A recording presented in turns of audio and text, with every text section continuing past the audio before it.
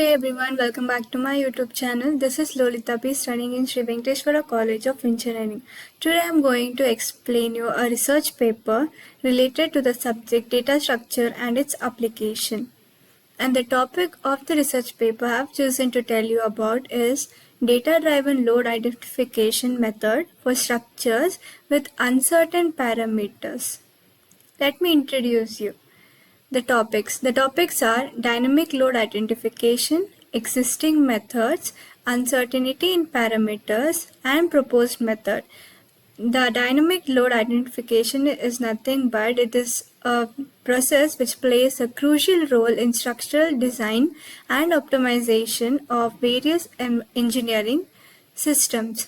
And the work of existing methods are to assume known structural parameters, which is rarely the case of practice.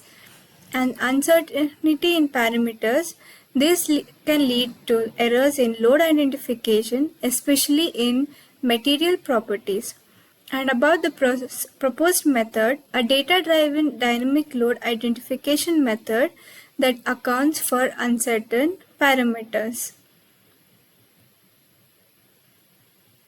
Interval model of uncertain structures. Uncertain parameters.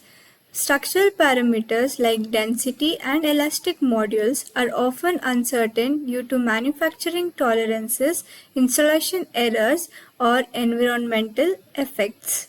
And about the interval model, this represents uncertain parameters by upper and lower bounds, converting the load identification problem into a range estimation problem. And about the vibration differential equation, the structural system is governed by a vibration differential equation dependent on mass, damping, and stiffness matrices. Let us see what is CNN-based method for load identification. There are four methods. The first one is convolutional neural network, that is CNN, employed for dynamic load identification, well suited for tasks requiring pattern recognition. And the second one is CNN model, which consists of convolutional layers for feature extraction, pooling layers for downsampling, and fully connected layers for output. And the third one is training data. Acceleration responses corresponding to known loads, the network learns to predict the load boundaries. And the fourth one is load identification process. The model can be applied to new data where it directly identifies the load interval boundaries for structures with uncertain parameters. Next, assessment of the identified load interval. Peak relative error method, that is PREM. This measures the difference between the upper and lower boundaries of the identified load interval and the true load. And internal coverage, the percentage of actual load values that fall within the identified interval.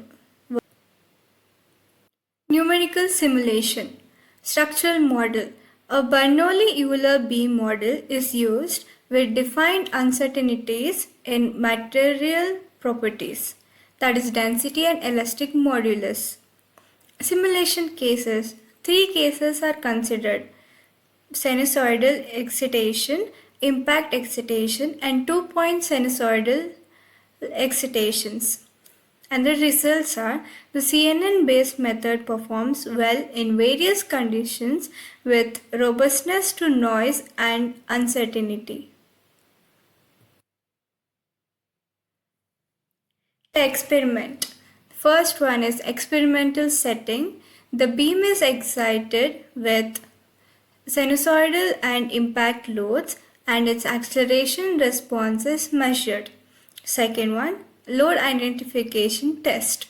The experimental results confirm that the method can accurately identify the load intervals even in the presence of uncertainty. And the third, internal coverage. The internal coverage remains high, around 95%, and the peak relative errors are within accessibility limits.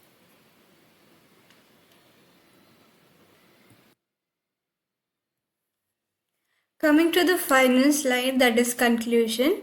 Well, let us conclude the research paper we have studied so far.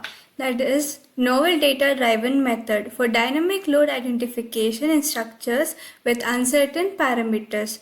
And it also has about the topic high accuracy and robustness that is achieved by combining interval analysis theory with CNNs,